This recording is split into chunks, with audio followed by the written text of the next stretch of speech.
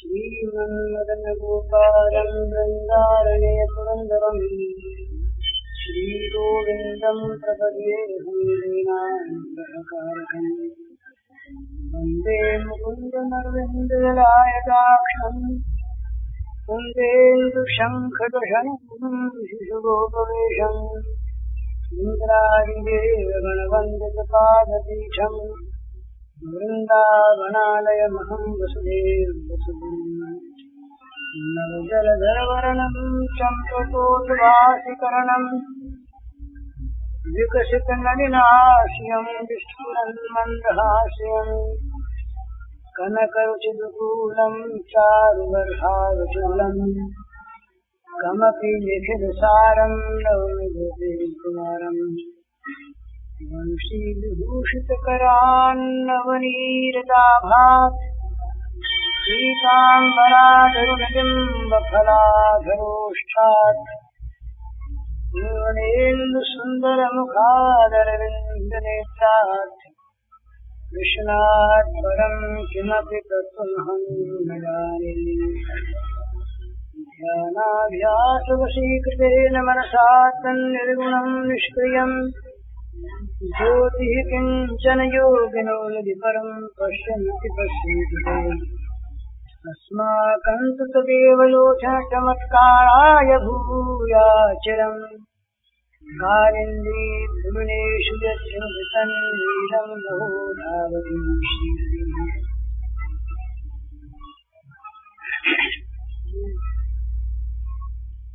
अखिल चराचर विश्व के रूप में अभिव्यक्त भगवान के नाते आप सबके श्री चरणों में मेरे सभक्ति नमस्कार।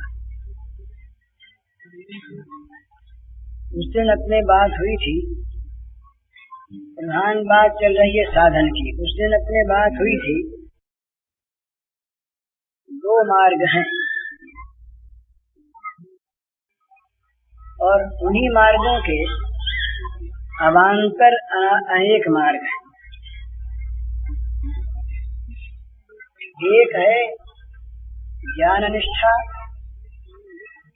एक है भक्ति निष्ठा। कर्म निष्ठा भक्ति के अंतर्गत आ जाती है। तो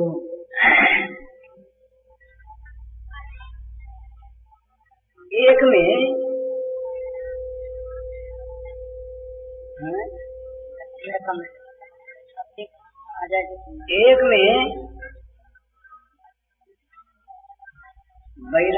विचार के द्वारा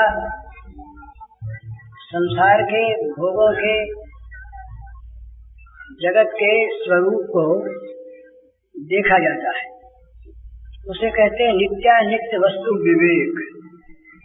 कौन सी चीज नित्य है, कौन सी अनित्य है, कौन सी सत्य है, कौन सी असत्य है, कौन सी वस्तु ग्राह्य है, कौन सी त्याज्य है। विवेक के द्वारा जब ये निष्पन्न हो जाता है कि जगत अनित्य है, जगत असुख है, जगत असत है, जितने भी जगत के इस लोक और परलोक के भोग हैं वे सब के सब अनित्य असुख हैं, बल्कि दुख योनि है, दुखों के उत्पादक हैं। तो ये विवेक जब जागृत हो जाता है तब असत से असुख से मन हट जाता है। इसी का नाम है वैराग्य। विवेक होने पर वैराग्य होगा ही, ये निश्चित बात है। और वैराग्य यदि वास्तविक है तो विवेक प्राप्त हो चुका है। विवेक का अगला स्तर, विवेक का परिणाम वैराग्य है, ये सत्य बात है। क्योंकि जो वस्तु हमारे लिए दुखप्रद है, जो अनित्य है, जो भयानक है, जिसके द्वारा हमारा भविष्य बिगड़ता है, जिसके सेवन करने पर हमारा विनाश होता है, उसका सेवन कोई बुद्धिमान आदमी नहीं करता, उसे वो छोड़ ही देता है। इस छोड़ने का नाम ही है वैराग्य। इस लोक और परलोक के तमाम भोगों से राग का हट जाना, तमाम भोगों में आसक्ति रहित हो जाना, ये वैराग्य का स्वरूप है। और जब वैराग्य की प्राप्ति होती है तो उसके अंदर कुछ ऐसे स्वाभाविक लक्षणों का आविर्भाव होता है जो ये सिद्ध करते हैं कि ये आगे बढ़ने के योग्य हो गया है। गीता में उसी को बुद्ध्या विशुद्धया युक्तो यद्यात्मानं नियम्य च इस प्रकार से प्रारंभ करके बताया है। थोड़े से प्रकारांतर से बात एक है।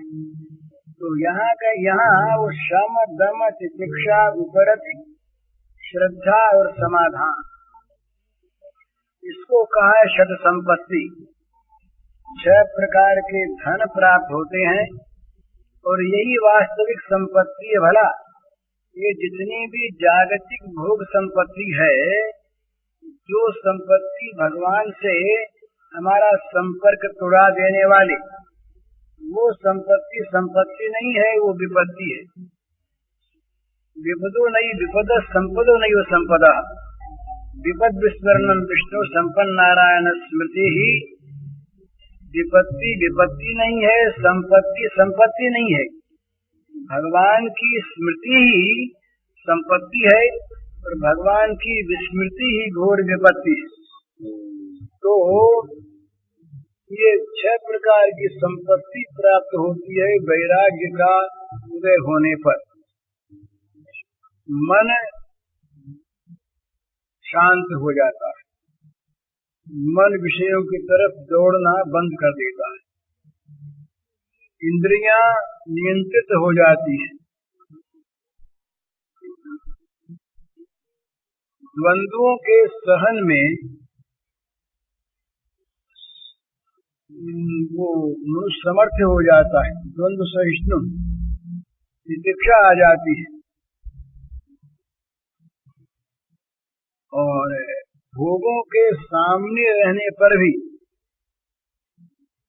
जो बड़े आकर्षक भोग थे, उनके प्राप्त होने पर भी उनकी ओर चित्त वैसे नहीं जाता जैसे विष की प्रतीति होने पर उस वस्तु की ओर नहीं जाता, जैसे मल की ओर दृष्टि नहीं जाती, जैसे निरामिष भोजी की मांस की ओर दृष्टि नहीं जाती, स्वाभाविक घृणा होती है। इसी प्रकार से भोगों के सामने रहने पर भी चित्त उनसे ऊपर रहता है, उपरति प्राप्त होती है।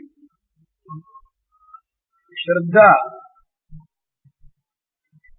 एकमात्र परमात्मा है, उनके सिवा कुछ नहीं, इस तत्व में श्रद्धा हो जाती है। उस परमात्मा की प्राप्ति ही मुझे करनी है, इस विचार में श्रद्धा हो जाती है और मैं उसे प्राप्त करूंगा, ऐसी आत्म श्रद्धा हो जाती है। तो श्रद्धा के उदय होने पर क्या होता है कि जितने भी संसार को लेकर के संदेह उत्पन्न होते थे, वो सब नष्ट हो जाते हैं, सारी शंकाओं का समाधान हो जाता है, सारी समस्याएं जागतिक सुलझ जाती हैं। तब उसके मन में उस एक आकांक्षा का उदय होता है, एक इच्छा पैदा होती है, वो इच्छा है मुक्त होने की इच्छा, इससे कहते हैं मुमुक्षा। और जिसके अंदर इस मुमुक्षा का उदय हो गया उसे कहते हैं मुमुक्षु, मोक्ष की इच्छा वाला। तो मुमुक्षु जो होता है वो फिर अपनी साधना के अनुसार, अपनी स्थिति के अनुसार, अपने संग के अनुसार, कोई तीव्र मुमुक्षा वाला होता है, कोई मध्यम मुमुक्षा वाला होता है, कोई मंद मुमुक्षा वाला होता है। उसकी मुमुक्षा के अनुसार ही उसको शीघ्र या देर में फल की प्राप्ति होती है, ब्रह्म साक्षात्कार होता है, आत्म मिलन होता है, बोध होता है, ज्ञान होता है। इस ज्ञान के प्राप्त होने पर वो प्रतिकृति हो जाता है। उसको फिर कोई काम करना बाकी नहीं रहता। यस्त्वात्मरतरेव स्यात् आत्मतृप्तस्य मानवः आत्मनि संतुष्ट तस्य कार्यम न विद्यते। वो आत्मा में उसकी रति है, आत्मा में ही उसका निवास है, आत्मा में ही वो संतुष्ट है, उसके लिए कोई भी कार्य अवशेष नहीं रहा। ये स्थिति है, ये ब्रह्म को प्राप्त महात्मा के संबंध में ये शास्त्र का संकेत है। उसकी स्थिति कैसी है, क्या है, ये तो वही जानता है, सुसंवेद्य है, अनुभवगम्य है। इसके बाद किसी किसी महात्मा में, किसी किसी महापुरुष में पूर्व के संगवश, भगवत कृपावश एक नवीन इच्छा का उदय होता है। वो नवीन इच्छा होती है भगवत प्रेम की प्राप्ति की। इसे भक्तों ने और भक्ति शास्त्र में पंचम पुरुषार्थ कहा है। अर्थ, धर्म, काम, मोक्ष, ये 4 पुरुषार्थ हैं जिनका संकेत है अभ्युदय निःश्रेयस सिद्धि सधर्म। कणाद का सूत्र है कि ये जिससे अभ्युदय हो और जिससे निःश्रेयस की सिद्धि हो वो धर्म है। अर्थ, धर्म, काम, मोक्ष। अर्थ और काम ये 2 जगत की अभ्युदय स्थिति के लिए आवश्यक है, परंतु ये होने चाहिए धर्म सम्मत, धर्म नियंत्रित। जो धर्म नियंत्रित अर्थ है, जो धर्म नियंत्रित काम है, वो मोक्ष के उन्मुख होता है। जो अर्थ और जो काम स्वतंत्र होते हैं, धर्म के द्वारा परिचालित नहीं होते, धर्म के द्वारा नियंत्रित नहीं होते, वो मोक्ष के बदले बंधन में ले जाते हैं, वो नरकों में ले जाते हैं। तो धर्म युक्त अर्थ और काम ये पूर्ण रूप से प्राप्त हों, साथ ही साथ वो धर्म उसी में केवल न बांध कर परमात्मा की तरफ उसे ले जाए और परमात्मा की प्राप्ति करा दे। इस प्रकार का जो एक साधन है उसका नाम धर्म है कनाद के अनुसार। और यही धर्म अर्थ, धर्म, काम, मोक्ष के अनुसार होता है। मोक्ष की प्राप्ति ये हो जाए, पर मोक्ष की प्राप्ति के अनंतर भी जगत के सारे के सारे बंधनों से मुक्त होने पर भी एक इस प्रकार की स्थिति होती है। अगर कहीं किसी प्रकार से भगवान के गुण सौंदर्य, रूप सौंदर्य, माधुर्य, इसका किसी प्रकार से उसे संपर्क हो जाता है तो क्या होता है, आत्मा रामाश्च मुनयः निर्ग्रंथा अतिरुक्रमे कुर्वन्त हेतु की भक्ति मिथ्यम भूत गुणो हरि। भगवान में कुछ ऐसे दिव्य गुण हैं, गुणों की तरफ ये जो तीनों गुणों के गुण हैं, इनकी तरफ आत्मा राम मुनि आकर्षित नहीं होता। वो वैकुंठ में ये सनकादि मुनि गए और भगवान श्री नारायण के वो माला में, वो दिव्य माला में जो तुलसी, दिव्य तुलसी थी, उसकी गंध उनकी नासिका में पहुंची और वे विमोहित हो गए। जो ब्रह्मविद वरिष्ठ हैं, वे क्या केवल ये नासिका को मुग्ध करने वाली जो गंध है, जो विषय है एक, क्या उस विषय में भी मुग्ध हो गए? उस भगवान के सौंदर्य को देख करके, और ये भीष्माचार्य तक, भगवान व्यास तक, ब्रज की बात छोड़िए, ब्रज में तो ये अत्यंत मधुरतम है ही, लेकिन ये द्वारिका में, मथुरा में इनके रूप सौंदर्य को देख करके बड़े बड़े ऋषि मुनि विमोहित हो जाते थे, मुग्ध हो जाते थे।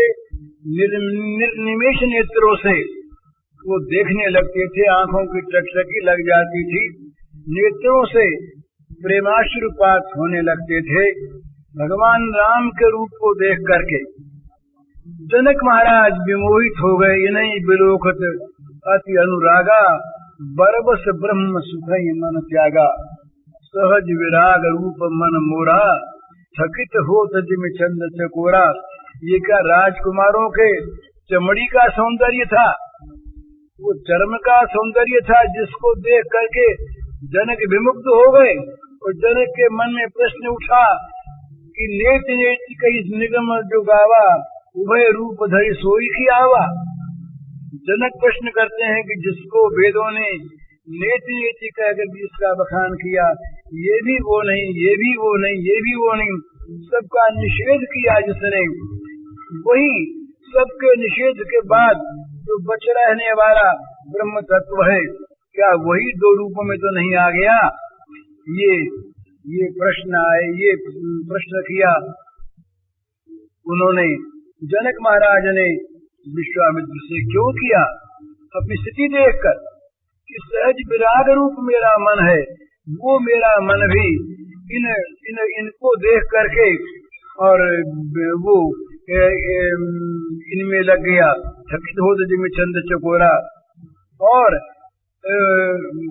इन्हीं बिलोकत अति अनुरागा, इन्हें देखते ही मेरे मन में इतना अनुराग उत्पन्न हो गया, प्रेम की इतनी बाढ़ आ गई कि मेरे मन ने इच्छा न रहने पर भी इस समय ब्रह्म सुख का परित्याग कर दिया इस सौंदर्य सुख के सामने। ये सौंदर्य क्या भौतिक सौंदर्य है? ये सौंदर्य क्या भोग सौंदर्य है? ये सौंदर्य क्या बाहरी रूप सौंदर्य है? ये सौंदर्य है दिव्य सौंदर्य, जो आत्मा राम मुनियों के मन को भी खींच लेता है।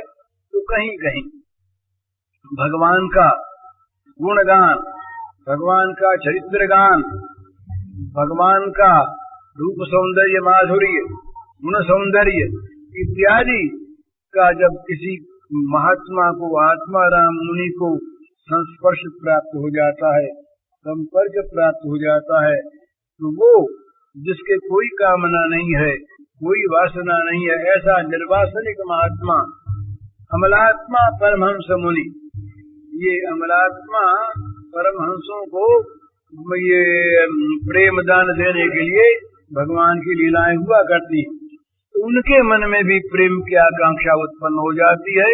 वो फिर भगवान के उन दिव्य गुणों पर आकर्षित होकर के अहेतु की भक्ति करने को, प्रेम करने को बाध्य होते हैं। वे फिर प्रेम राज्य में उनका प्रवेश होता है। एक ये मार्ग है। दूसरा मार्ग है प्रारंभ से ही उनमें भगवान में अनुराग, भगवान की महत्ता के प्रति श्रद्धा, अपना दैन्य और भगवान की करुणा, इसमें विश्वास होता है। वो क्या करते हैं कि शुरू से ही भगवान के प्रपन्न होते हैं। शिष्यस्ते हम साधिमाम त्वाम प्रपन्नम। अर्जुन ने आरंभ में ही अपने को प्रपन्न कहा, शिष्य कहा। भगवान अर्जुन के साथ बहुत दिनों तक रहे, बहुत दिनों तक। अर्जुन ने गीता में स्वयं कहा, विहार सय्यासन भोजनेषु, न मालूम कब कब साथ रहे। विहार में, घूमने फिरने में, सोने में, खाने में साथ खाया, साथ सोए, साथ घूमे, साथ रहे, पर गीता का उपदेश कभी भगवान ने अर्जुन को दिया नहीं। जब अर्जुन ने कहा कि मेरी बुद्धि व्यामोहित हो रही है भगवान, क्या मुझे करना चाहिए, क्या नहीं करना चाहिए, मैं निर्णय नहीं कर पाता इसका, आप बताइए मैं क्या करूं। मैं आपका शिष्य हूं, आपके शरणागत हूं, आपके प्रपन्न हूं। ये जब प्रपन्न हो गया, इसीलिए गीता ये खास करके प्रपत्ति का ग्रंथ है। प्रपत्ति इसका प्रारंभ होता है प्रपत्ति से और इसका उपसंहार होता है प्रपत्ति में। सर्वधर्मान परित्यज्य माम एकम शरणं व्रज अहम त्वा सर्व पापेभ्यो मोक्षयिष्यामि मा शुच। और उसको फिर प्राप्त क्या होता है, ये बहुत समझने की बात है।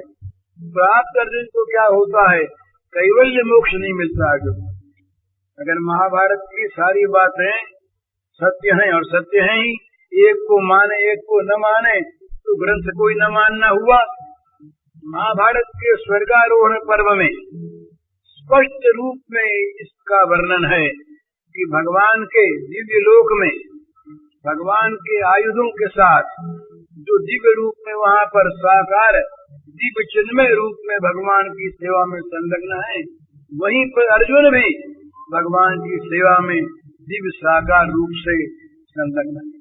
तो अर्जुन को मिली भगवान की सेवा, दिव्य सेवा, पार्षदत्व मिला, प्रेम मिला, सेवाधिकार मिला, मोक्षाधिकार नहीं। मोक्ष का परित्याग करके सेवाधिकार को प्राप्त किया अर्जुन ने। तो अर्जुन यदि गीता को न समझा, अर्जुन यदि गीता का अधिकारी नहीं, तो हम लोग कौन से अधिकारी आ गए महाराज। ऐसा हम लोग कहते हैं कि अर्जुन कर्म का अधिकारी था, अर्जुन मंदाधिकारी था, पर जिस अर्जुन के लिए भगवान कहते हैं कि तुम मेरे प्रिय हो, इष्टोसी में दृढ़मिति प्रियोसी में दैवी संपद अभिजातोसी, तुम्हारा जन्म दैवी संपत्ति में हुआ है। दैवी संपत्ति का तुम्हें अर्जन नहीं करना पड़ा, तुम जन्मे दैवी संपत्ति में हो, तुम मेरे प्रिय हो, तुम मेरे इष्ट हो, अत्यंत दृढ़ प्यारे हो। मैं तुमसे तुम्हारे हित के लिए बात कहता हूँ। तो जिस अर्जुन का इतना प्रेम भगवान में, क्या अर्जुन से कोई नीची बात कहेंगे, अर्जुन को क्या धोखा देंगे भगवान। अरे अर्जुन माना मंद अधिकारी है, तो क्या उसे उच्च अधिकारी बनाने में भगवान समर्थ नहीं है। सर्वसमर्थ भगवान, अगर इससे कोई ऊंची बात होती तो क्या अर्जुन को न समझाते। पर बात ऐसी है कि वो जिस मार्ग में अर्जुन चल रहा वहाँ, इसीलिए उस दिन भी बात हुई थी। ये ऐसा मुझे लगता है और स्पष्ट लगता है। ब्रह्मभूत प्रसन्नात्मा न शोचते न कांक्षते हम सर्वेषु भूतेषु मद भक्तिम लभते पराम। ये ब्रह्म प्राप्त महापुरुष के लक्षणों का इसमें वर्णन है। ब्रह्मभूत हो गया, प्रसन्नात्मा है, वो आनंद स्वरूप हो गया, आनंदमय हो गया। न शोचते न कांक्षते, उसको न शोच है न आकांक्षा है, और सारे भूतों में समरूप से वो ब्रह्म का दर्शन करता है। इसके बाद मद भक्ति में लभते पराम, उस भक्ति से भक्तिया माम कृष्णम माम अभिजानाति यावान यश्चास्मि तत्वतः ततो माम तत्वतो ज्ञात्वा विशते तदनंतरम। इसके बाद तदनंतर वो पराभक्ति की प्राप्ति होती है।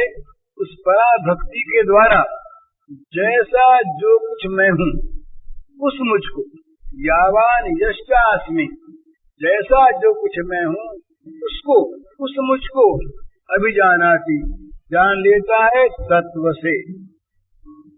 तात्विक ज्ञान की बात कहिए वाला, केवल ऊपरी ऊपरी तत्व से जान लेता है, और जानने के बाद विषय तदनंतरम प्रवेश कर जाता है मेरे अंदर, मेरी लीला के अंदर। उस दिन मैंने सुनाया था आदि पुराण का श्लोक, मन में हात्म्यम मत सपर्याम मत श्रद्धाम मन मनोगतम जानन्ति गोपिका पार्थ नानी जानन्ति तत्वतः। ये तत्वतः, वहाँ भी तत्वतः है। अभी वो यावान यश्चास्मि तत्वतः, वहाँ भी तत्वतः है। एक जगह और तत्वतः गीता में, वहाँ पर भी इसका संकेत है। मनुष्याणाम सहसेषु कचित् सिद्धये वितताम अपि सिद्धानाम कश्चिन माम माम वेत्ति तत्वतः, वो कहते हैं कि हजारों हजारों मनुष्यों में, मनुष्यानाम सहस्रेषु, हजारों हजारों मनुष्यों में कोई एक सिद्धि के लिए, मोक्ष के लिए प्रयत्न करता है।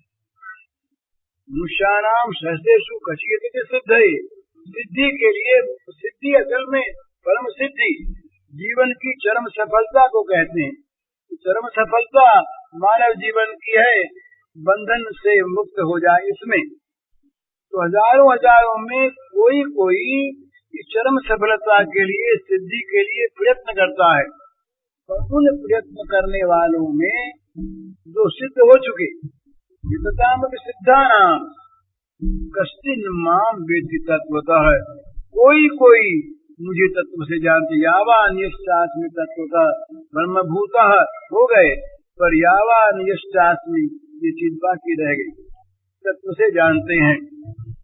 तो श्री गोपाल राम के लिए कहा कि मेरे महात्म्य को, मेरी श्रद्धा को, मेरी सेवा के स्वरूप को, मत महात्म्यम मत सपरियाम मत श्रद्धाम मन मनोगतम, मेरी महिमा को, मेरी सेवा के स्वरूप को, मेरी श्रद्धा के स्वरूप को और मेरे मन की बात केवल गोपिकाएं जानती हैं, दूसरा कोई तत्व से नहीं जानता।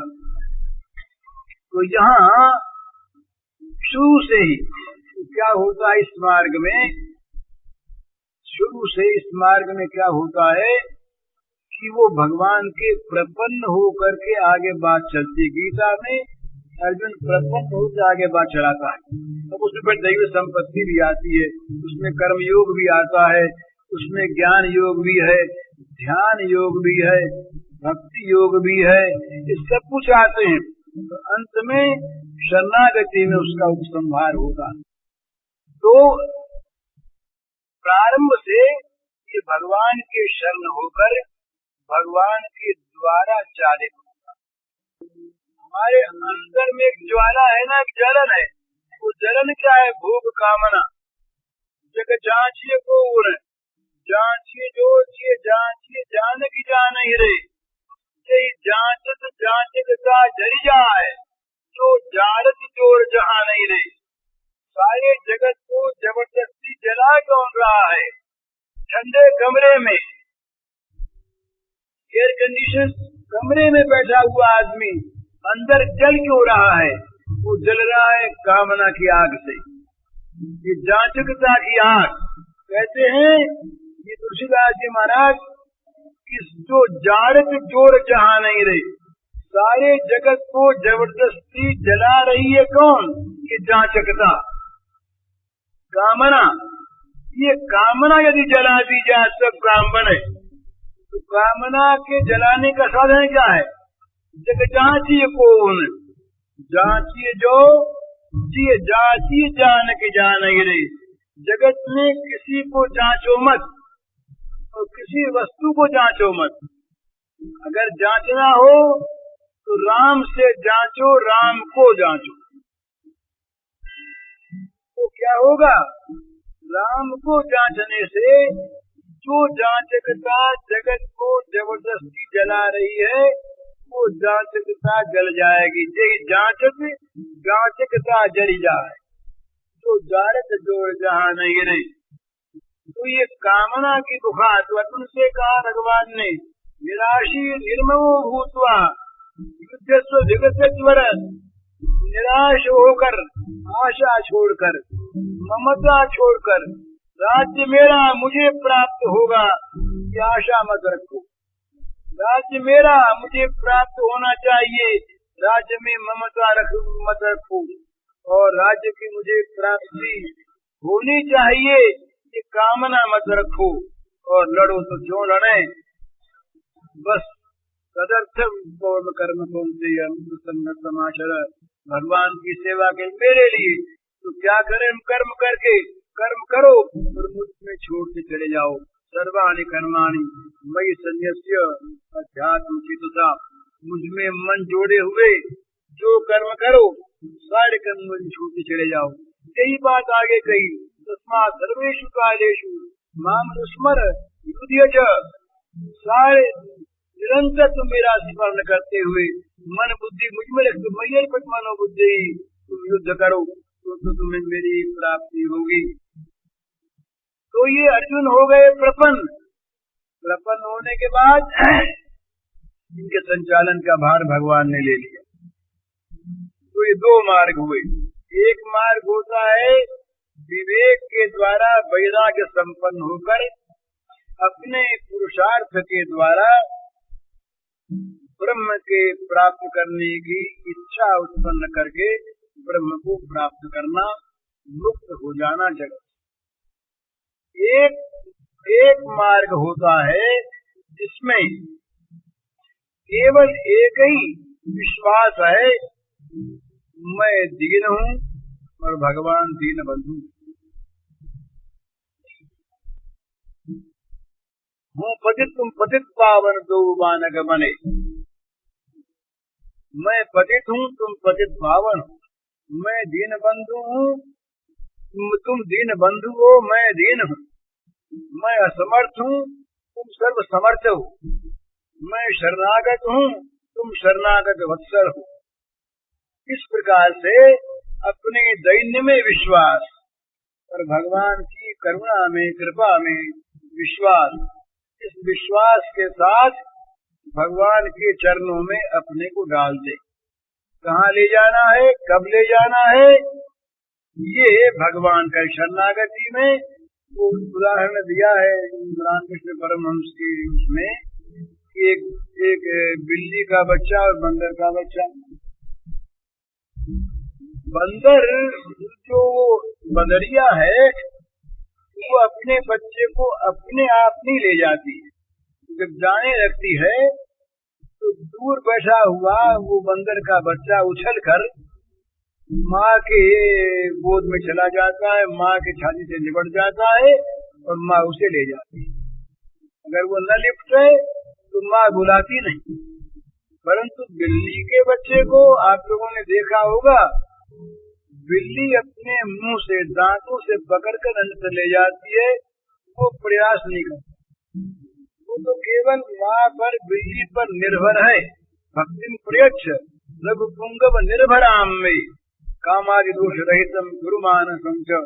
निर्भरा भक्ति तो क्या होता है कि बिल्ली वो म्याऊ म्याऊ तो करता है वो पड़ा हुआ, लेकिन अपने आप उठ करके बंदर के बच्चे की तरह से माँ के चिपटता नहीं।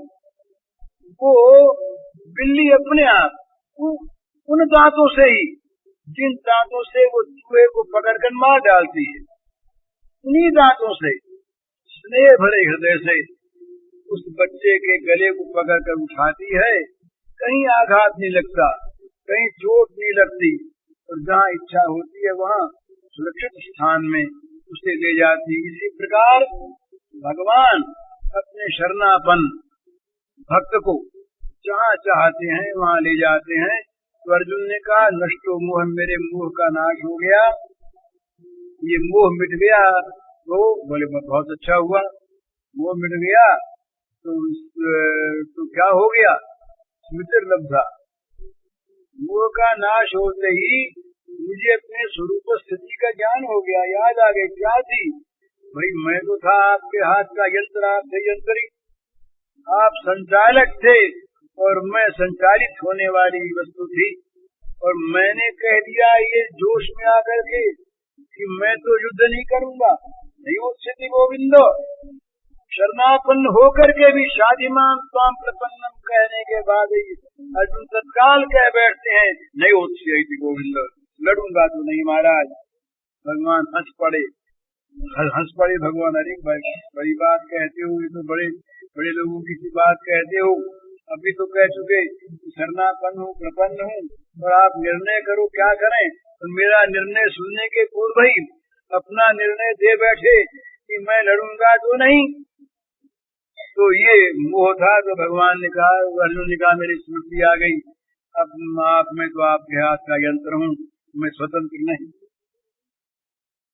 तो भाई तुमने बहुत काम किया, मोह का नाश तुमने कर लिया और तुमको स्मृति आ गई, तुम्हारा साधन तो बड़ा ये संपन्न है और बड़ा सराहनीय है। तो शरणागत में अपने कृतित्व की कोई बात रहती नहीं। मैं करता हूँ, मैंने पुरुषार्थ किया, ये शरणागत नहीं मानता। तो कहता नहीं महाराज तो प्रसादा, ये जो मोह का नाश हुआ मेरे और ये जो मुझे स्मृति प्राप्त हुई, ये आपके प्रसाद से, आपकी कृपा से, मैंने कुछ किया कराया नहीं। बोले कृपा तो जानी तुमने। बोले ना ये भी नहीं, यह संबोधन है अच्युत। आप अपने स्वभाव से च्युत नहीं होते, आपका विरुद्ध है शरणागत वत्सलता, तो आपने जबरदस्ती अपनी कृपा मुझ पर उड़ेल दी और ज्ञान करा दिया। तो अब मैं स्थितोस्मी, मुझे जहाँ पहुँच जाना चाहिए वहाँ मैं पहुँच गया, स्थिर हो गया, आपके हाथ का यंत्र बन गया। तो अब कोई संदेह नहीं रहा, कोई शक संदेह की बात नहीं रही। आप यंत्र है, मैं आप यंत्री, मैं यंत्र। तो बोले क्या करोगे? करिष्ये वचनम तव। यंत्र क्या कहता है? जैसे यंत्र चलाता है वैसे चलता है। करिष्ये वचनम तव, ये स्वीकार अर्जुन की है। ये शरणागत के स्वरूप का दिग्दर्शन कराते, बड़े सुंदर। तो फिर शरणागत होने के बाद उसको भगवान चलाते। तो ये शुरू में, प्रारंभ में वो चलता है स्वतंत्र होकर, ये चलता है स्वतंत्र होकर। वो चलता है अपने पुरुषार्थ के बल पर, ये चलता है भगवान के बल पर। वो नदी तैर के पार करता है और इसको नदी में वो जो परम सुंदर, परम चतुर नाविक है भगवान, वो सुदृढ़ नौका में बैठा करके पार कर देते। येषाम् अहं समुद्धर्ता मृत्यु संसार सागरा भगवान नचिरात् पार्थ मैया विचिद्यते तथाम। और उनके लिए कहा कि देवी मामेव बोलते हैं, वो भी मुझको प्राप्त होते, मेरी स्थान में जाते, तो नदी तैर के जाते वो भी पार होते हैं। और जो मुझ में आविष्ट चित्त हैं उनको अहम समुद्धरता भवामी मृत्यु संसार सागरा, उनको मृत्यु के संसार सागर से पार ले जाने वाला मैं होता हूँ। वो नहीं जाते, उनको तो मैं कहता हूँ और मेरी नौका में बैठो, सुदृढ़ नाव है और नौका में केवल बैठो ही नहीं, मैं केवट बनूंगा भला, मैं खेऊंगा इसको, तुम मुझे देखते रहो, मेरी ओर ताकते रहो, तुम मेरे सौंदर्य माधुर्य का रसास्वादन करते रहो, मेरी रसमयी मुरली सुनते रहो और मेरे रसमय भाषण का तुम श्रवण करते रहो और समीप आकर के कहीं चरण स्पर्श कर लो, स्पर्शानंद भी लेते रहो। इस प्रकार समुद्धरता सुख पूर्वक मैं तुम्हें पार ले जाऊंगा। बोले महाराज देर करो। बोले नहीं नचरा। तो ये इसे पार भगवान करते हैं, वो पार जाता है, वो पुरुषार्थी है और ये भगवान के शरण है, प्रपन्न है, उसमें डर रहता है महाराज, डर रहता है कहीं नदी पार जाए। और आजकल पानी बढ़ा हुआ, कहीं बड़े जोर की कोई तरंग आई, प्रबल वेग आया, धारा कर बहा ले गई तो, और कहीं बीच में कोई मगरमच्छ आ गया ऊपर और वो निकल गया तो वहाँ तो सहायक की तो पुकार है नहीं, क्योंकि वो तो स्वयं अपने पुरुषार्थ पर जा रहा है ना, वहाँ सहायक नहीं है। और यहाँ तो सहायक की बात तो अलग रही, वो स्वयं सारा जिम्मा लेकर के हम समुद्रता भवामी, मैं पार कर दूंगा, पार करने वाला बनूंगा अच्छी तरह से, ये प्रतिज्ञा करके तो स्वयं कहते मैं करूंगा। नौका को घेर करके सुदृढ़ नौका को ये ले जाते हैं।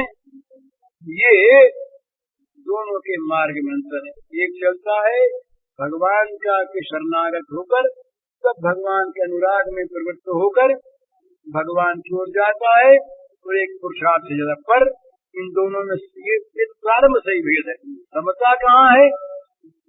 आप गीता में देखिए, जो लक्षण है भक्त के वही लक्षण है ज्ञानी के, थोड़ा सा शब्दांतर है। वही लक्षण है गुणातीत के और वही लक्षण है निष्काम कर्म योगी के। दुखेशो दिव्य मना सुखेशो दिव्य तत्प्रिय, ये कर्म योग के द्वारा जो प्रज्ञता को प्राप्त होती है मुक्त पुरुष का लक्षण ये, वो दुखों में अनुद्विग्न मन रहते हैं। दुख आने पर उनके मन में उद्वेग नहीं होता, तो सुखों की तो प्रिय ही नहीं होती। दुख तो प्रारंभ पर आ जाते हैं ना, तो दुखों में उद्वेग नहीं होता, तो सुख की इच्छा ही नहीं होती, प्रिय ही नहीं होती। यही बात यो न प्रेषित प्रियम प्राप्य नो द्विजित प्राप्य चा प्रियम स्थिर बुद्धि असमूढ़ ब्रह्मविद ब्रह्मणि स्थित। ब्रह्म में स्थित महात्मा है, ब्रह्मविद है, जो ज्ञानी महापुरुष हैं, वे प्रिय की प्राप्ति में उनको हर्ष नहीं होता और अप्रिय की प्राप्ति में उन्हें उद्वेग नहीं होता। तो जहाँ भक्त का नाम लिया भगवान ने, वहाँ कहते यो न रिष्यति न द्वेष्टि न शोचति न कांक्षति शुभाशुभ परित्यागी भक्तिमान मे प्रिय। ये शुभाशुभ का परित्यागी होता है, इसमें न तो अनुकूल की प्राप्ति में हर्ष होता है, न प्रतिकूल की प्राप्ति में द्वेष होता है, न अनुकूल की इच्छा करता है, न प्रतिकूल के प्राप्त होने पर सोच करता है। शुभाशुभ का परित्यागी। इस प्रकार से सभी मार्गों में फिर गुणातीत जो है स्वस्थ, उसके लिए कहते सम दुख सुख सुख स्वस्थ समदोष्टात्म कांचना, तो सब में समभाव से। तो ये भोगों में द्वंद्वों में समता दोनों की हो जाती है। समा इंद्रियों का दमन दोनों का होता है, मन का शांत होना दोनों का होता है, सदाचार दोनों में होते हैं, मानव धर्म का जहाँ तक संबंध है दोनों में रहते हैं। ये जितनी भी पूर्व की भूमिका है ये दोनों में। कोई ये कह दे कि भक्त श्रृंखल होता है, एक ने कहा यद्यपि ये महात्मा में सब कुछ कहा जा सकता है, उस महात्मा का विरोध नहीं, पर एक ने हमको लिखा, किसी की सच्ची बात है, एक कोई वृंदावन में रहने वाले कोई गोस्वामी रहे, ये 10-12 वर्ष की बात है।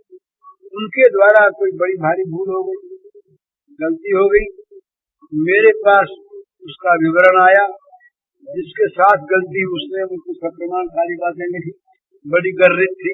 तो मैंने उनको लिखा बड़े प्रेम से कि ये बातें अगर सच है बड़ी बुरी बात है, अनर्थ की बात। आप वृंदावन में रहते हैं, आचार्य कुल में आपका जन्म है और आप ऐसा, आपके द्वारा यदि ऐसा हुआ तो बड़ी बुरी बात हुई। तो उन्होंने मुझे लिखा कि बात को अधिकांश सच, पर वृंदावन में सारे कसूर माफ, केवल वृंदावन में रहो चाहे सुखम। तो ये वृंदावन में निवास है या वृंदावन का अपमान है, ये देखने की चीज है। ये वृंदावन में रह करके चाहे सो करो, भगवान के नाम पर चाहे सो करो, ये बहुत विचारणीय प्रश्न है। यही प्रश्न आज नास्तिकता ला रहा है, यही प्रश्न आज ईश्वरवादियों पर आक्षेप ला रहा है कि ये ईश्वरवादी जो केवल ईश्वर ईश्वर का नाम लेकर के और अपने पाप जीवन को का समर्थन करते हैं, प्रश्रय देते हैं, ये बात ठीक। और ये शास्त्रों में महाराज, मैंने तो स्कंद पुराण में देखा, पद्म पुराण में आया, सब जगह ऐसी बात आई है कि जहाँ तीर्थ जो हैं ये पाप का नाश करते हैं अवश्य, पर तीर्थ का आश्रय लेकर जो पाप करता है उसके पाप वज्रलेप हो जाते हैं, ऐसे वचन मिलते हैं। तो ये इस प्रकार की बात जो है ना, ये फूल खाते के बाद ये नहीं चलती। तो ये ऐसा एक हम लोगों में भ्रम हो गया है कि हम अमुक स्थिति में पहुंच जाए चाहे सो करें, ये तो बात ठीक है। अमुक स्थिति में पहुंचने के बाद तो चाहे सो करने वाले रहेंगे नहीं, ये बात ठीक है। न हंसी न निबद्ध थे कि अहंकार जिसके अहंकार बुद्धि से न लिप्त, जिसकी बुद्धि लिप्त नहीं होती, ये ठीक है। पर बुद्धि लिप्त जिसकी न होगी वो किसी के साथ बैर करके उसे मारेगा क्यों? उसको धन का लोभ होगा क्यों? ये बात समझ लेने की है कि जिसने वास्तव में वृंदावन में वास किया, जो वास्तविक काशीवासी है, ये मैं धाम की निंदा नहीं करता, धाम का बड़ा महात्मा, वो तमाम बुरे से बुरे पाप का नाश कर देता है। धाम बुरे से बुरा पापी अगर वहाँ जाए तो पुण्यात्मा बन जाता, कोई संदेह नहीं इसमें। ये धाम की बड़ी महिमा है। पर धाम के नाम पर, धाम का आश्रय लेकर के जो पाप में प्रवृत्त हो, पाप छोड़ने के लिए नहीं, पाप करने के लिए जो धाम का आश्रय ले, वो धाम और धाम के स्वामी इतने मूर्ख तो नहीं हो सकते कि जो उनका नाम लेकर के उनको कलंकित करने वाले के लिए भी वो अच्छी अच्छी चीज देने। ये विचारणीय प्रश्न है। तो इसलिए भक्ति हो, चाहे ज्ञानी लोग भी जो ज्ञानी नहीं है वास्तव में, वो कह देते हैं, बोले भाई इंद्रियों में बरत रही, हम तो कुछ करते हैं, इंद्रिया बात ठीक है। वो कर्तृत्व उसमें नहीं है, भोक्तृत्व नहीं है, वो सर्वदा अकर्ता है।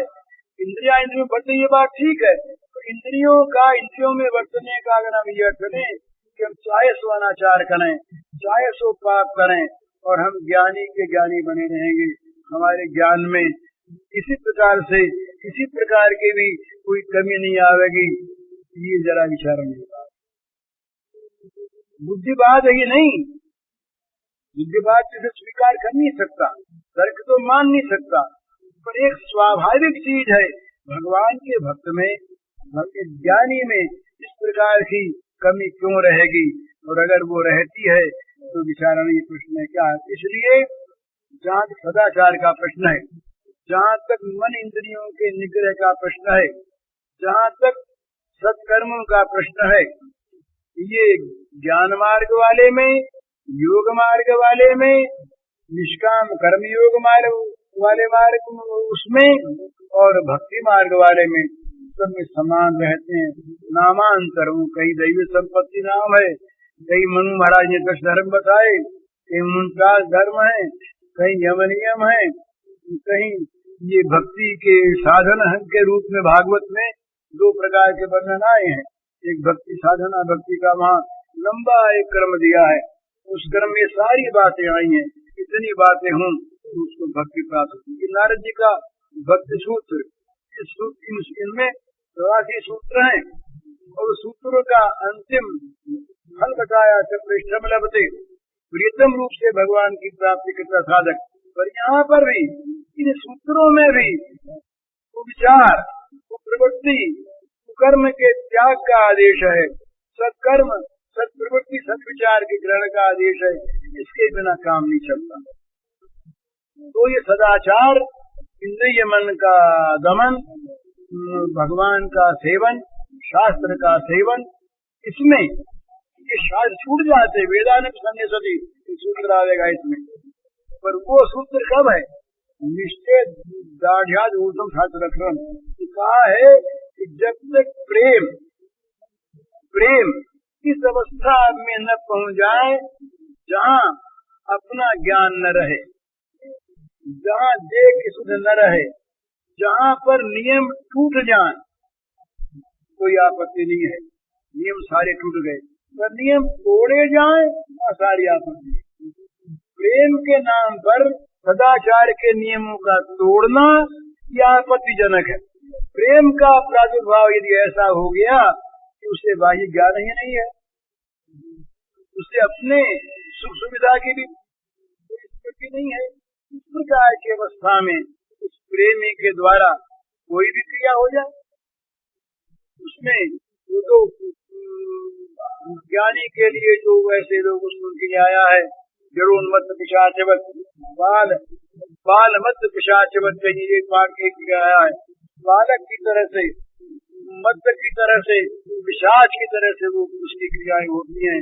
कहीं कहा कि जड़ की तरह से, उन्मत्त की तरह से, विशाल तरह से क्रियाएं होती हैं, उन क्रियाओं से कोई संबंध नहीं है, पर वहां पर क्रिया करने वाला कोई है नहीं, वो तो अन्यत्र जा चुका। अब वो पागलपन में कुछ भी हो जाता है, होश नहीं कुछ भी हो जाता है, वो अलग बात है। तो जब तक होश, एक सज्जन है, वो बड़े आजकल, बड़ा उनका नाम, मैं नाम नहीं लूंगा यहाँ पर, वो अपने को चैतन्य का अवतार है, बहुत अच्छा गाते हैं, बहुत अच्छी संगीत का अभ्यास है, और उन्होंने कब भी बहुत करते हैं, पूजे जाते हैं बहुत, और वो अधिकतर पढ़े लिखे मूर्खों के यहाँ जाते हैं, तो पढ़े लिखे भी मूर्ख होते हैं और ये पढ़े लिखे भी ज्ञानी होते हैं, ऐसे लोग जाते हैं। तो मेरे पास एक पत्र आया, उसके बाद तो बहुत पत्र आए। एक ने लिखा कि किस प्रकार से घटना हुई, किसी जी का पुत्र था, फिर वो एक सज्जन को लिखा, उसने फिर किसी को, उसने फिर उनको लिखा, उन्होंने लिखा कि भगवान को दोष नहीं होता, भगवान कुछ भी करें, भगवान में कोई दोष नहीं होता। आज झाई के अंतिम अध्याय का श्लोक कर दिया कि भगवान कुछ भी करें, भगवान स्वतंत्र है, उसमें स्वेराचार करें, कुछ भी करें, उनके लिए कोई दोष की बात नहीं। अब ये क्या चीज है? तो ये न प्रेम है न ज्ञान है असल में। तो इसलिए सदाचार, संयम, यमनियम, दैवी संपत्ति, मानव धर्म, ये चाहे वो ज्ञान मार्ग का साधक हो, चाहे भक्ति मार्ग का साधक हो, चाहे शरणागति का साधक हो, चाहे कर्मयोग का साधक हो, चाहे अष्टांग योग का साधक हो, ये चीजें सब में समान भाव से रहती है। जैसे किसी को चलना है तो उसको चलना पड़ेगा ही, चलने में मार्ग को देखना पड़ेगा ही, चलने में पाथे साथ रखना पड़ेगा ही। इसी प्रकार से ये साधन जो है, ये तो सब साधन है, सब इनका कहीं विरोध नहीं है। भक्त कह दे कि मुझे इनकी आवश्यकता नहीं, ज्ञानी कह दे मुझे आवश्यकता नहीं, शरणागत कह दे मुझे आवश्यकता नहीं, तो ये तो भगवान की आज्ञा को न मानना हुआ। क्या शरणागत भगवान की आज्ञा का उल्लंघन करना चाहता, प्रतिरोध करना चाहता है? शॉर्ट में भगवान की आज्ञा। इसलिए ये कल ये बात कही थी कि कहाँ तक के साथ चलते, तो जहाँ तक सदाचार का, साधन का, ये इंद्रिय मन के निगृहित करने का, ये जहाँ तक प्रश्न है, वहाँ तक ये सदा साधन, जहाँ तक उनकी स्थिति वो न हो जाए तब साथ रहते हैं। लेकिन दोनों के मार्ग विभिन्न है। राग मार्ग में और विराग मार्ग में, एक में पुरुषार्थ का मार्ग है, एक में प्रपत्ति का मार्ग है, एक में दैन्य है, एक में आत्मनिर्भरता है, एक में भगवान निर्भरता है, एक में आत्म अपने आप अपने कुशल है। सदैव उसकी निंदा नहीं है, दोनों ही भगवान को प्राप्त करते हैं, लेकिन एक जाता अपने पुरुषार्थ पर, एक जाता है भगवान के बल पर। आगे जाकर के दोनों में भेद हो जाता है। आत्मिक ज्ञान में भेद नहीं होता, एक आगे जाकर के प्रेम राज्य में प्रवेश करता है, एक मुक्त होकर के कैवल्य का भोग करता है। कैवल्य पद और भगवान के प्रेम की प्राप्ति, दोनों में मुक्तावस्था में अंतर है।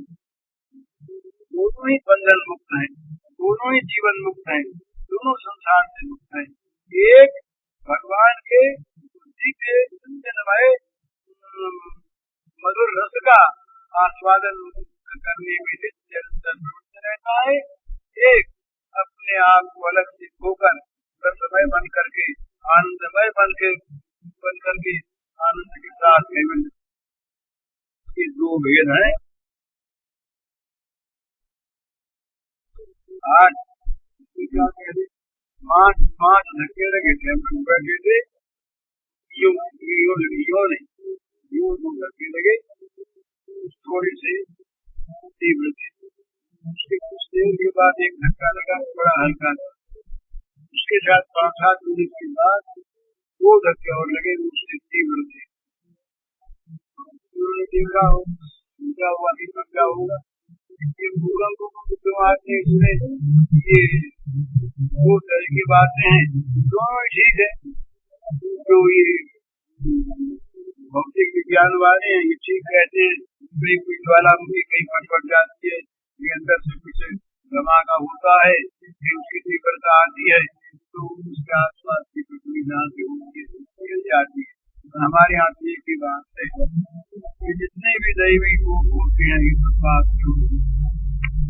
कर्म से होते हैं।